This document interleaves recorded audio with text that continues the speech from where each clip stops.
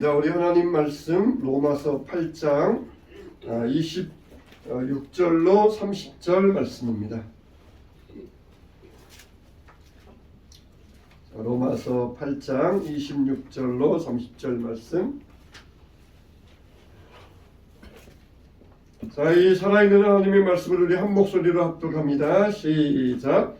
이와 같이 성령도 우리의 연약함을 도우시나니 우리는 마땅히 기도할 바를 알지 못하나 오직 성령이 말할 수 없는 탄식으로 우리를 위하여 친히 간구하시느니라. 마음을 살피시는 이가 성령의 생각을 아시나니 이는 성령이 하나님의 뜻대로 성도를 위하여 간구하심이니라. 우리가 알거니와 하나님을 사랑하는 자 곧 그의 뜻대로 부르심을 입은 자들에게는 모든 것이 합력하여 선을 이루느니라. 하나님이 미리 아신 자들을 또한 그 아들의 형상을 본받게 하기 위하여 미리 정하셨으니 이는 그로 많은 형제 중에서 맏아들이 되게 하려 하심이니라. 또 미리 정하신 그들을 또한 부르시고 부르신 그들을 또한 의롭다 하시고 의롭다 하신 그들 또한 영화롭게 하셨느니라. 아멘. 자, 따라서 하겠습니다. 승리의 생활을 하려면 다시 한번 승리의 생활을 하려면 우리가 승리하려면은 우리가 우리의 적을 알아야 돼요. 여러분의 적은 뭡니까? 우리가 물론 사토마귀가 우리의 적이지만 우리가 때를 보면은 시대마다 적들이 있어요. 우리의 삶에 있어서 적들이 있는데 옛날에는 이 굶주림이 우리의 적이었습니다. 어떻게 하면 그냥 우리 자식들 쌀밥 먹여줄 수 있을까? 그래서 부모들이 이 굶주림과 전쟁하면서 굶주림을 이기기 위하여서 애를 썼던 그런 적이 있었습니다. 이제는 이 굶주림은 우리의 적이 아니에요. 다 넉넉히 먹고 배불리 먹고 오히려 영양이 과잉될 정도의 시대가 되었어요. 오늘날 우리의 적은 뭡니까? 스트레스와 우울증이라고 할 수 있어요.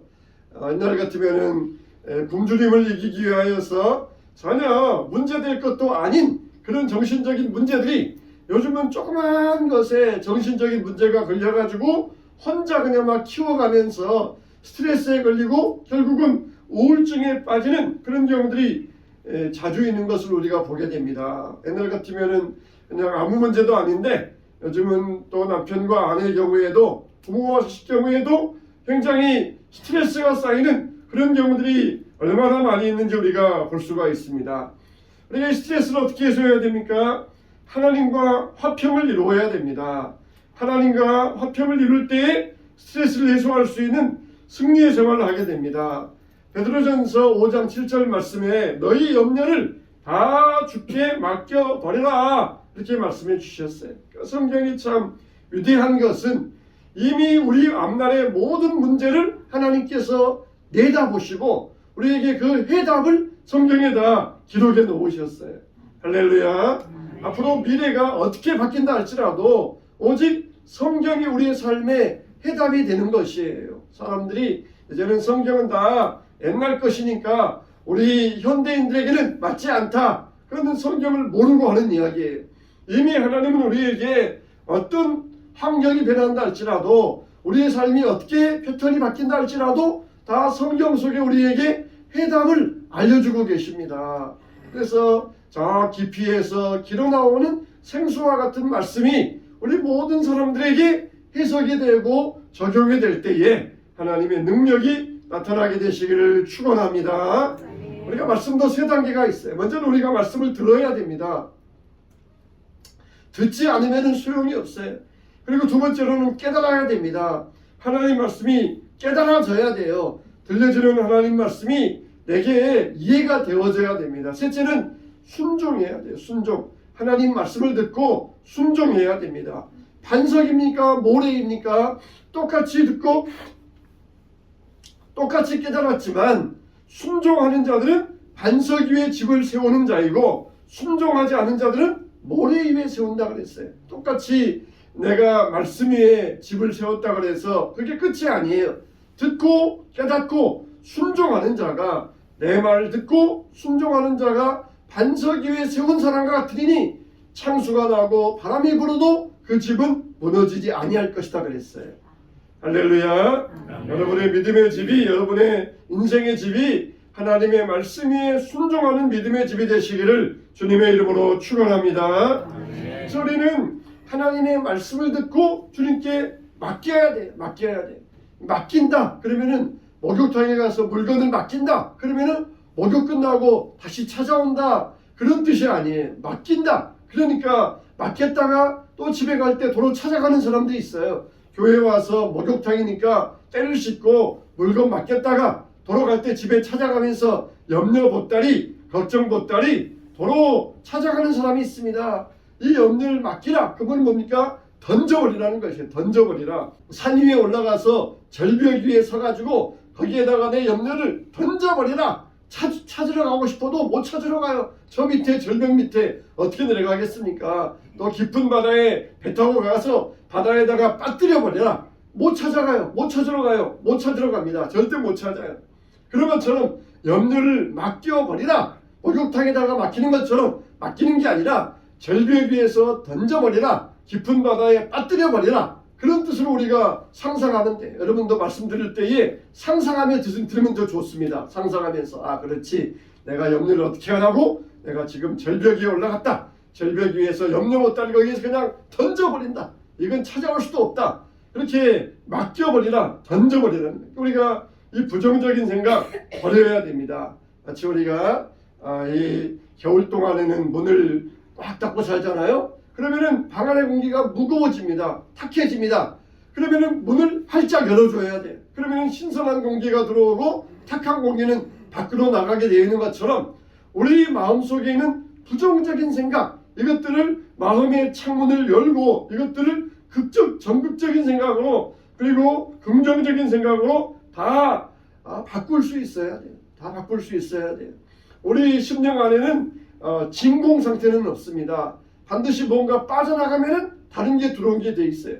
우리가 좋은 마음을 먹고 살았는데 이 좋은 마음이 빠져나가면은 그 안에 나쁜 마음이 들어옵니다. 그러나 나쁜 생각을 몰아내면은 좋은 마음이 들어오고 좋은 생각이 들어오게 돼 있어요. 그래서 하나님의 나라는 뭡니까? 침노한다 그랬어요. 침노한다. 우리 안에 나쁜 생각이 막 또아리처럼 꽉 틀고 있을 때 하나님께서 성령의 말씀을 우리 마음 가운데 그냥 침노시키셔요. 그러면은 이 또아리가 나가려고 그럽니까? 안 나가려고 그래요. 그런데 성령의 강력한 능력이 침노하니까 이 또아리가 떠나게 된다는 것이에요. 그러니까 우리가 하나님의 말씀을 우리 심령 가운데 침노시켜야 돼. 그럴 때 우리 안에 있는 이게 더러운 생각들, 육신적인 생각들, 염려, 걱정 이것들은 다 하나님의 능력 앞에 다 떠나게 돼 있어요. 하나님이 말씀하시는데 견딜 자가 없는 것입니다. 하나님은 우리에게 표적을 보여준다 그랬어요. 뭐라 그랬어요? 5가지 표적이 있는데 내 이름으로 귀신을 쫓아내며 새 방언을 말하며 뱀을 집어 올리며 그리고 이 병든 자에게 손을 얹은 즉 나으리라. 귀신을 쫓아내며 내 이름으로 병을 고치며 거기에 뱀을 집어 올린다. 이게 무슨 말입니까? 무슨 독을 마실지라도 해를 받지 아니하고 그랬는데 뱀을 집어 올린다. 그게 무슨 말이에요? 우리가 다 땅꾼이 되어가지고 산에 가서 뱀 잡는 사람 된다는 이야기입니까? 이게 상징적인 이야기입니다. 뱀을 집어 올리며 또아리처럼 틀고 있는 이 염려 걱정 이것들 다 하나님의 능력으로 집어 올려서 이것들을 몰아내게 하신다는 것이에요. 몰아내게 하신다는 것. 뱀은 그냥 조그만 것 보기만 해도 징그러운데 우리가 어떻게 뱀을 집어 올립니까? 이거는 상징적인 말씀이에요. 뱀처럼 징그러운 것들, 더러운 것들 하나님의 말씀의 능력으로 믿는 자들은 다 쫓아낼 수 있도록 능력을 주시겠다는 것입니다. 여러분 안에 뱀처럼 사악한 것들이 있습니까? 하나님의 말씀으로 다 몰아내시기를 주님의 이름으로 축원합니다. 집 안에 쓰레기가 있으면 어떻게 해야 돼요? 그걸 한쪽에 쌓아두어야 됩니까? 봉지로 잘 묶어가지고 쓰레기장에 버리면은 쓰레기차가 와서 수거해 가지 않겠습니까? 그런 것처럼 그날그날의 이것들을 다 씻어내고 몰아내야 돼요.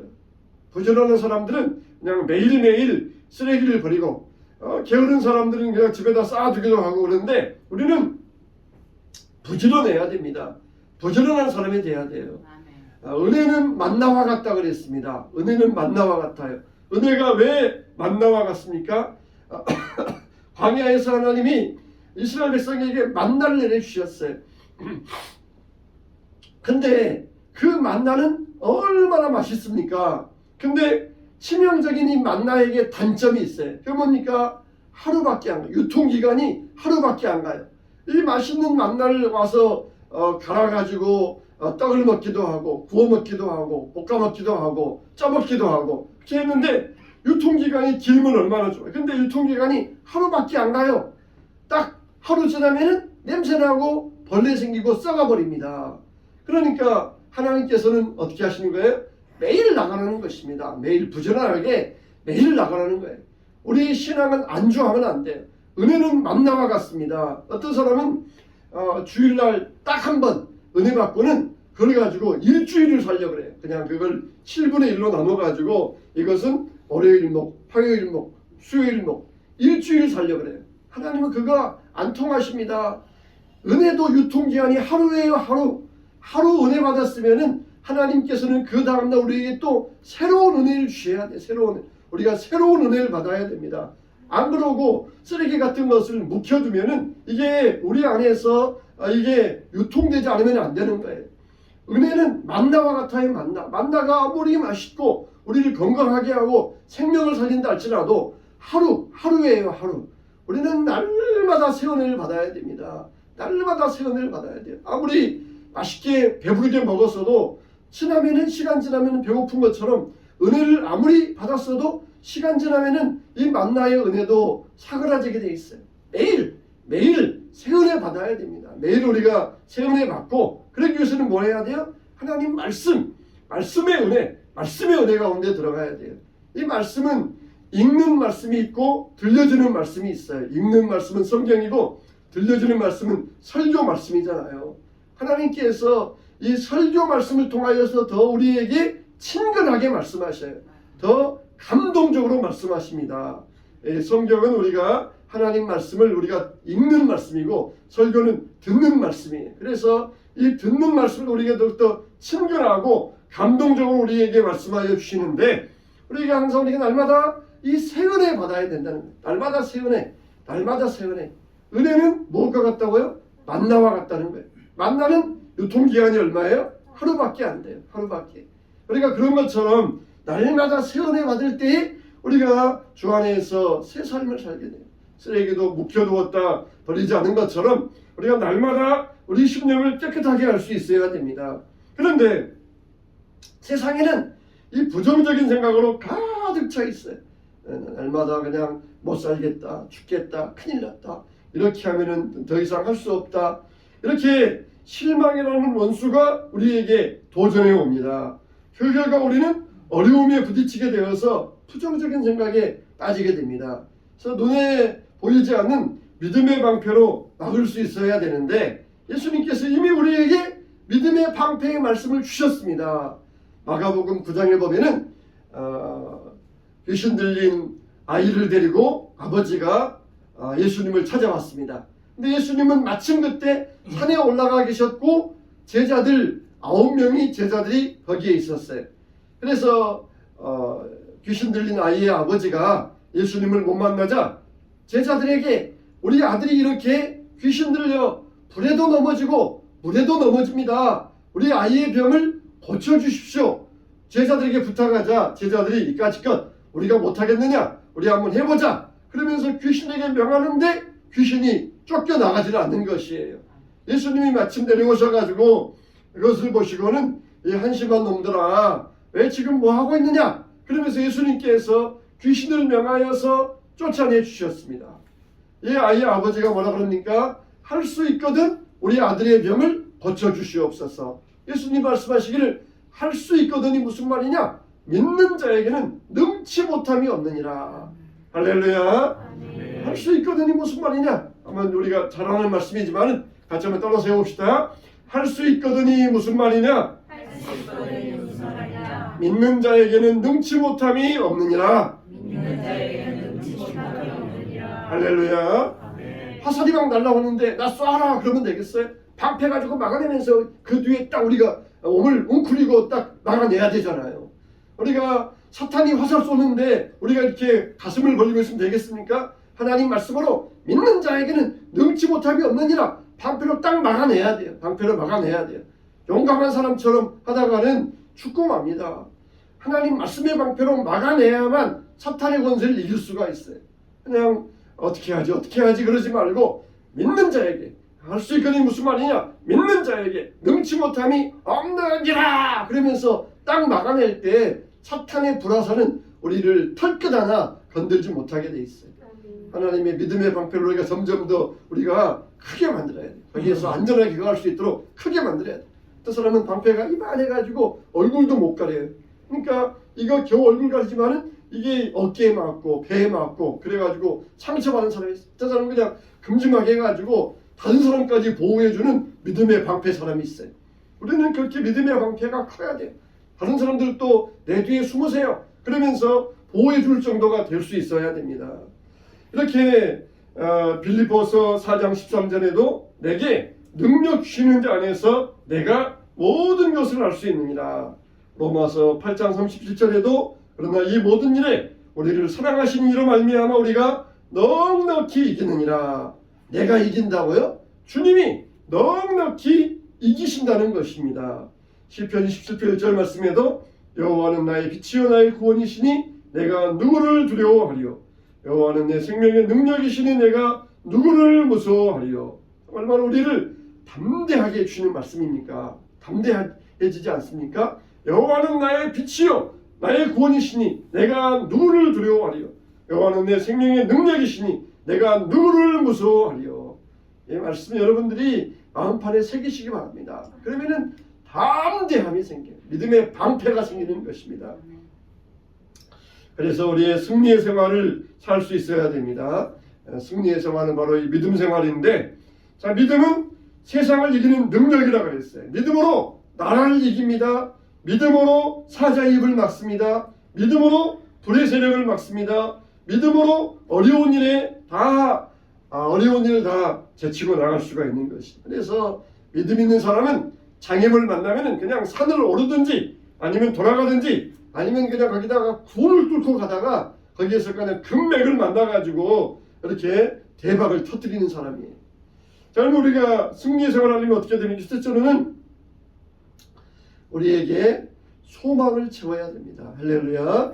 따라서 합시다. 소망을 채우자. 소망을 채워야 돼. 우리 안에 소망을 채워야 돼요. 여호수아 3장 5절에 보면은 여호와께서 내일 너희 가운데 기사를 행하리라 이런 말씀이 나와요. 지금 어떤 상황입니까? 지금 가나안 땅을 들어가야 되는데 요단강이 있어요. 요단강 실제 가보면은 우리가 보면은 실개천 같아요. 그런데 이 홍수가 나면은 물이 넘칩니다. 이게 뭐라 그러니까 와디라 그러잖아요. 와디. 평상시에는 말라있는 이 개천이지만 홍수가 나면은 막 물이 넘쳐가지고 사람이 건널 수 없는 이 강물이 되잖아요. 이게 요단강이에요. 그러니까 지금 홍수가 나가지고 물이 넘치는데 하나님께서 내가 너희를 위하여 내일 기이한 일을 행하리라 그렇게 이들에게 말씀하셔요. 이들에게 너희가 이제는 성결하게 하라, 깨끗하게 하라. 내가 너희를 위하여 기이한 일을 행하리라. 지금 전략을 주셔가지고 배를 만들든지 다리를 놓든지 그래야 요단강을 건너갈 텐데 엉뚱하게도 너희를 성결하게 하라는 거예요. 성결하게 하라. 그런데 하나님께서 뭐라고 하셔요? 그리하면은 내가 너희를 위하여 기이한 일을 해주시겠다는 것이에요. 이들에게 무슨 말씀을 주십니까? 너희들 할 일 해라. 나는 내가 할 일 하겠다. 사람들이 아무리 노력한다고 해서 그 넘치는 강물을 건너갈 수 있겠어요? 그 강물을 메마를 수 있겠어요? 그거는 사람이 못하는 거예요. 그러나 우리가 할 수 있는 일이 뭡니까? 우리를 깨끗하게 하는 것이에요. 우리를 성결하게 하고 회개하는 일입니다. 너희들이 너희 일 하면은 나는 내 일 하겠다는 것입니다. 그러면서 이들에게 뭘 줘요? 너희를 위하여 기이한 일을 행하리라. 이들에게 소망을 품게 하셔요. 소망을 품게. 그래, 하나님께서 우리를 위하여 어떤 일을 해주시는 모양이다. 이제는 우리가 우리 할 일 열심히 하자. 그러면은 하나님께서 우리를 위하여 큰 일을 행하실 줄 믿습니다. 그러면서 그 밤에 푹 자는 거예요. 편히 자는 거예요. 내일 일어나도 강물이 그대로 있으면 어떡해? 내일 우리가 이 강을 건너지 못하면 어떡해? 염려하지 말라는 거예요. 너희를 위하여 내가 기이한 일을 행하겠다. 그러면서 소망을 주셨던 것입니다. 소망은 뭐와 같다 그랬어요? 소망은 우리의 영혼의 닷과 같다고 히브리서 6장 19절에 말씀하셨습니다. 막 물살이 흘러가고 파도가 치는데 닷을 딱 내려놓으면은 그 배는 끔찍하지 않습니다. 그런데 아무리 큰 배라 할지라도 닷이 내려지지 않으면은 그 배는 흘러 태평양으로 흘러가게 돼 있어요. 영혼의 닷과 같다는 것이에요. 여러분들이 어디에 여러분의 믿음을 묶어둬야 돼요? 소망에 묶어둬야 돼요. 소망에. 그런데 소망은 뭡니까? 내일 잘 될 거야. 모든 일이 잘 풀릴 거야. 이게 아니라 소망은 뭐라 그랬어요? 그리스도가 너희의 소망이니라 그랬어요. 그리스도가 너희. 우리는 어디에 묶어둬야 돼요? 예수 그리스도에게 우리의 영혼을 묶어둘 수 있어야 돼요. 예수님에게. 그리스도가 너희의 소망이니라. 그래, 주님이 나와 함께 하시는데 설마 내가 죽을 일이 생기겠느냐? 주님이 나와 함께 하시는데 여기에서 내가 떠내려가고 내가 여기에서의 삶이 막힐 일이 있겠느냐? 주님이 함께 하시는데. 이게 그리스도에게 너희의 소망을 두어라는 것입니다. 세상에서는 앞이 막히고 뒤가 막히고 좌우가 막히면서 깜깜해질 수 있어요. 우리에게는 누나 열린 문이 있잖아요. 위로 열린 문이 있잖아요. 그래서 너는 내게 부르짖으라. 부르짖으라. 위를 향하여서 부르짖으라는 것이에요.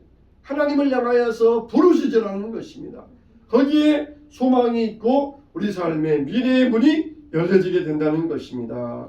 정말 우리들은 어떤 상황 가운데서도 절망적인 상황 가운데서도 사방으로 우겨싸임을 당한다 할지라도 우리에게 열린 곳이 있다는 것을 믿어야 됩니다. 하지만 요셉은 꿈을 가진 사람이었어요.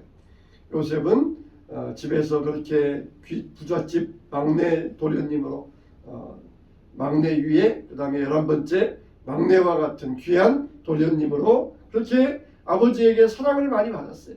그런데 형들에게 팔려가지고 감옥에 들어갔습니다. 하나님께서 뭐라고 하십니까? 요셉이 감옥에 있었지만 하나님께서 함께 하심으로 그가 형통하였더라 그랬어요. 그가 형통하였다는 것입니다. 애굽에 내려가서 천의 보화와 같이 아무것도 없는 빈몸 벌거숭이가 거기에서 뭘 소망 삼을 수 있겠어요? 하나님이 그와 함께 하심으로 그가 형통하였더라는 것입니다. 하나님이 함께 하실 때 우리의 소망이 되는 것이에요. 하나님이 함께 하심, 그리스도께 소망을 두는 것, 그게 우리의 소망이 되어야 됩니다. 두 번째로 우리는 선을 악으로 바꿔야 됩니다. 우리가 자꾸 부정적이고 추한 생각을 긍정적이고 건설적이고 고상한 생각으로 바꿔야 돼요. 이거를 자꾸 바꿔야 됩니다. 염려가 있습니까? 즉시 감사하세요. 걱정거리 있습니까? 즉시 찬송하세요. 이걸 자꾸 우리는 바꿔야 돼요. 바꿔야 돼요. 이것들을 자꾸 우리는 체인지해야 됩니다. 체인지업 해야 돼요. 이렇게 우리가 바꿀 수 있는 믿음이 되어야 됩니다. 이 요셉이 아버지가 죽자 형들이 걱정이 생겼습니다. 아버지가 자기들을 막아주었었는데 이제는 아버지가 죽었으니까 틀림없이 요셉이 자기들에게 복수하려 할 것이다. 10명의 형들이 애굽의 총리된 요셉에게 걱정이 되어가지고 찾아왔어요. 비록 동생이지만 함부로 하대도 못하고 총리님, 아우님, 아버지께서 살아계실 때 형님들을 용서하라고 말씀하셨습니다. 우리 죄를 용서해 주십시오. 이렇게 형님들이 찾아와가지고 동생에게 그냥 그렇게 부끄러운 모습으로 찾아왔던 것이. 그때 그 말을 듣고 요셉이 울었더라 그랬습니다. 요셉이 왜 울었어요? 요셉은 이미 다 용서해 주었어요. 형들의 죄를 다 까맣게 잊어버렸습니다. 내가 원수가 없는 자이겠습니까? 원수는 하나님께서 갚으실 것입니다. 나는 이제 당신들과 당신들 자녀들까지 내가 다 책임지고 키우겠습니다. 그렇게 요셉은 이야기했어요. 이미 요셉은 다 바꾸었습니다. 하나님, 당신들은 나를 이곳에 팔아서 나를 고생시켰지만 하나님께서는 이것을 오히려 나에게 축복으로 바꾸어 주시어서 나를 애굽의 총리가 되게 하시고 그리고 우리 가족을 살리는 길로 인도하여 주셨습니다. 하나님이 이미 바꾸어 주셨다는 거예요. 그리고 요셉도 이미 바꾸어 버렸어요. 하나님은 이미 자기 인생을 역전시켜 주셨는데 아직도 자기 안에 형들에 대해서 복수심을 가지고 있으면은 이것은 하나님과는 반대 방향이잖아요. 하나님이 역전시켜 주셨으면 나도 같이 돌아가야 돼요. 하나님 방향과 같이 돌아야 되는데 하나님은 돌려주셨는데 나는 그냥 안 돌고 거기에서 있으면은 하나님과 반대 방향이 되는 것이에요. 하나님이 돌려주셨습니까? 이미 우리 인생을 돌려주셨어요. 세상적인 방향에서 우리가 영적인 방향으로 돌려주셨어요. 그러면은 세상적인 방향에서 돌아서야 되는데 하나님께서 돌려주시는데 여전히 육신적인 방향으로 서 있다? 그러면은 하나님과 대적하는 것이 되는 것이. 하나님께서 요셉을 돌려주셨는데 요셉도 거기에 함께 돌아갔습니다. 형들에 대해서 복수심이 없었어요. 형들에 대해서 앙심을 품지 않았습니다. 다 용서했습니다. 원수는 하나님께서 갚으실 것입니다. 그렇게 요셉은 오히려 형들을 위로해 주었던 것입니다. 하나님이 돌리실 때 함께 돌아가세요. 어떻게 돌려요? 이 시간 여러분들을 말씀을 통하여 돌리잖아요. 여러분 두려워 마세요. 하나님께서 여러분들을 승리하게 하십니다. 염려를 감사로 바꾸세요. 그러면 거기에 함께 돌아야 돼요. 근데 그냥 머리만 돌아가면 안 됩니다. 머리만 돌아가면 지식만 돌아갔는데 몸은 여전히 있어요. 큰일 나요. 그러면 머리만 이렇게 180도 돌아가면은 사람 큰일 나요. 머리만 돌아가면 안 돼요. 같이 돌아가야 돼요. 몸이 같이 돌아가야 돼요. 하나님께서 날 이렇게 바꿔주셨습니다. 두려운 생각, 이 부정적인 생각이 있느냐? 감사로 긍정적인 생각으로 바꿔라. 그러면 소리가 올 때 이걸 같이 바꿀 수 있어야 돼요. 염려 있습니까? 바꾸세요. 감사로 바꾸세요. 두려움 있습니까? 찬양으로 바꾸세요. 염려, 걱정 있습니까? 기도로 바꾸세요. 하나님의 말씀의 능력으로 바꾸시기를 주님의 이름으로 축원합니다. 우리가 알거니와 하나님을 사랑하는 자, 곧 그 뜻대로 부르심을 입은 자들에게는 어떻다고요? 아는 말씀이지만 따라서 합시다. 모든 것이 합력하여 선을 이루느니라.